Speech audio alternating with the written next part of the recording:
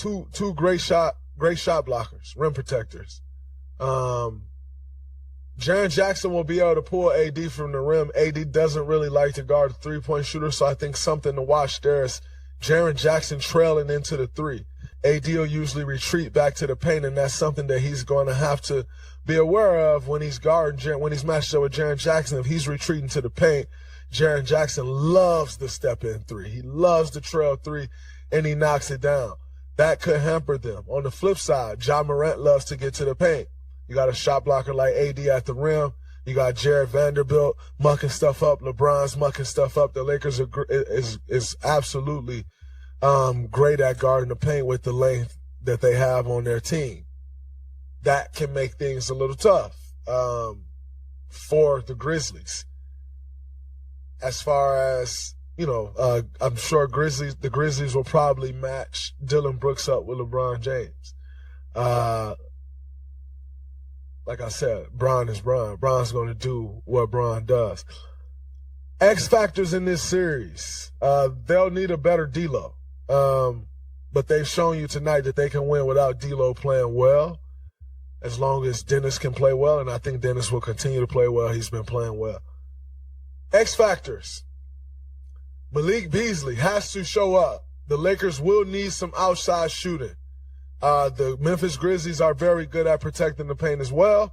The Lakers will need outside shooting. Malik Beasley, this is why you were brought here. It is very important that Malik Beasley shows up and have a good series. That'll be huge for the Lakers. As I said, they'll need the three-point shooting. They'll need him to step up. And they'll need one of either Jared Vanderbilt or Rui Hachimura to step up. Jared Vanderbilt is not much of an outside threat, but he uses that to his advantage and get offensive rebounds and backdoor cuts and works the dunker. Rui has been shooting the ball a little better outside. If I had to guess, the Grizzlies are going to force him to make those shots and beat them.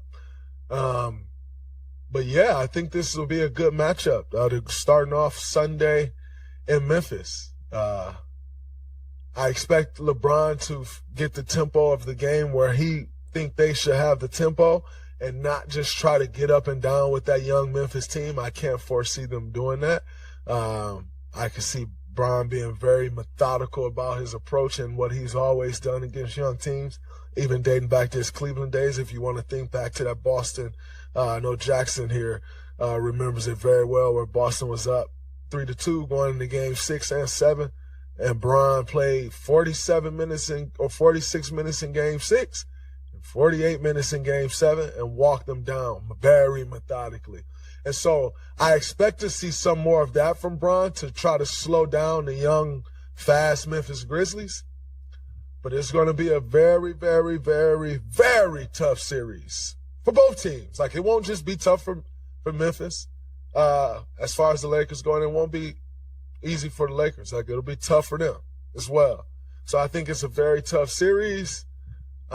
I probably should be careful with giving someone some bulletin board material, because this will be our next opponent when we go take care of our business. But if you need bulletin board material at this point, then so be it. But I think the Lakers will take this series. I think it'll be an upset. Won't be easy. It will not be easy. But I think the Lakers may take this series just because they'll understand it and they'll slow it down. Now, Bron made some very uncharacteristic passes tonight, and he looked gassed at times. I was very shocked at that. So a couple of those passes Bron made. So we'll see how that plays out. Again, this is another young team that's getting up and down, and ultimately, you never got to question whether Bron is in shape or not, but he did look a little tired tonight. Also, a quick turnaround from a Sunday game that they had to win, an emotional game that they had to win on Sunday. But Minnesota also had an emotional game that they had to win on Sunday, and they had to fly. So what you make of that is what you make of it. I don't know. But I think this is going to be a very tough series, but I got the Lakers ultimately edging the Grizzlies out. I think they'll be able to capitalize on some of the mistakes. It will also be interesting to see if the Grizzlies have grown. We remember some of the mistakes that they were making in the playoffs last year, especially in that Minnesota series, where Minnesota was just making the mistakes and giving them the games right back. But we'll see if they've grown. If they have grown, it's going to be very tough on the Lakers. And my opinion will be wrong. But that's yet to be seen, so we shall see. Jackson, can you help us take a few callers before we get out of here? Let's do it. First time taking callers live on Amazon AMP. I have opened up the phone lines. Let's see who we got. Okay, first caller. Here we go. You mentioned, obviously, Ant had a rough night in this one in a pretty big spot. You hope he can bounce back from, turn into a positive. Was there a game or a moment for you early in your career that didn't go how you hoped, that showed you a specific area you could improve on, or that really brought your motivation up to another level that you can think of? Well, I mean, me different than Anthony Edwards. I was a second-round pick. I didn't play much in my first 2 years. In saying that, we did go to the playoffs my first year, and I played some pretty meaningful minutes, ultimately beating the Denver Nuggets in the first round. David Lee got hurt, and so I was able to play a little more minutes in that series. And then losing to the San Antonio Spurs in the second round. And what that taught me in that series with the Spurs were like just how to work on your weaknesses, because they just plotted on every weakness that we had. And whatever your weaknesses were, Bill Belichick has this saying of making guys play left-handed. And the Spurs, when you got to them in the playoffs, they made you play left-handed. And so I think for me, it was just really understanding at that point, like first round, it's tough, and teams are scouting you and they take things away. You get to the second round, the two best things that you have are taken away. And now what are you going to next? And so it really taught me to expand my game and work on the things that I was weak at early on in my career. Perfect. Let's do another question or two. Let's go at Seti Davis. Invite coming your way. Remember to join and unmute your mic. Okay. Dre, how do you think y'all match up well with the Kings in this upcoming series? Well, I think number one, we're two very fast-paced playing teams. Both teams get up and down. This is a coaching staff that knows us very well. Also a coaching staff that we know very well. We definitely run some similar actions. They play a little more through Sabonis maybe than the Warriors play through me. Because we do run, I think, more pick and rolls than they run. They're not a very pick and roll heavy team at all.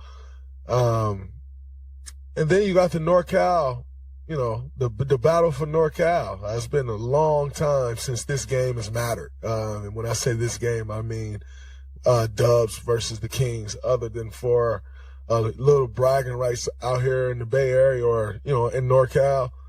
It's been a long time since it mattered. So I think that will also play a difference, make a difference, play a role in how this series goes. Crowd's going to be really loud. And then just from a pure matchup standpoint, I think for the most part we match up pretty good. Like I said, they play Sabonis a lot on the wing, myself and Looney, and J Mike being accustomed to guard, like we can guard out on the wing. So, I think that's an upper hand that we have, is that we're not your typical team where bigs can't step out on the wing. I think, with us being able to step out and guard Sabonis out there, he's a great playmaker out there. I think, that's a benefit for us, just not having that worry of your bigs can't step out and check. But I think for them, they got pieces all over the board. Harrison Barnes has been really good for them. Keegan Murray shot the lights out of the ball. Kevin Huerter has shot the lights out. Fox, we all know what Fox is doing. He gets to his mid-range. He gets to his spots. He's, one-man fast break, pushing the tempo, one fast